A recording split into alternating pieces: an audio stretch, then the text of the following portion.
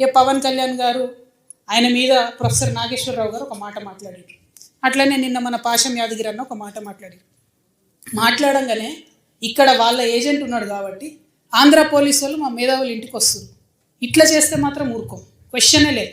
మాకు అన్ని రైట్స్ ఉన్నాయి, మేము అనుకున్నది మేము ఖచ్చితంగా చెప్తాం.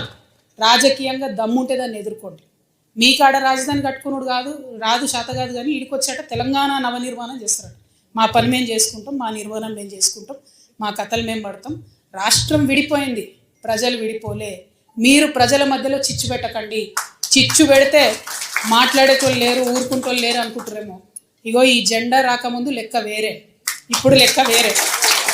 టీఆర్ఎస్ 2.0 ఇక్కడ, టీఆర్ఎస్ 2.0 ఇక్కడ పెట్టుకుంటే మాత్రం మంచిగా ఉండదు. ఇదివరకు ఒకసారి పెట్టుకున్నారు, రాష్ట్రం వచ్చింది. ఈసారి మూతి పనులు రాలిపడతాయి. కాబట్టి మీరు మా ప్రజల్ని తక్కువ చేసి మాట్లాడడం, మా మేధావుల మీద చేయాలనుకోవడం, లేనిపోని సాంస్కృతిక పెత్తనం మా మీద రుద్దాలనుకోవడం, మీకు అక్కడ రాజధాని కట్టుకోవడం చేతగాక మీ పొలిటికల్ పంచాయతీలను తీసుకొచ్చి మా మీద రుద్దడం. ముందు మీ రాజధాని కట్టుకోండి. మా జిహెచ్ఎంసీ ఎన్నికలలో పోటీ చేసే విషయం మీరు మళ్ళీ ఆలోచించారు.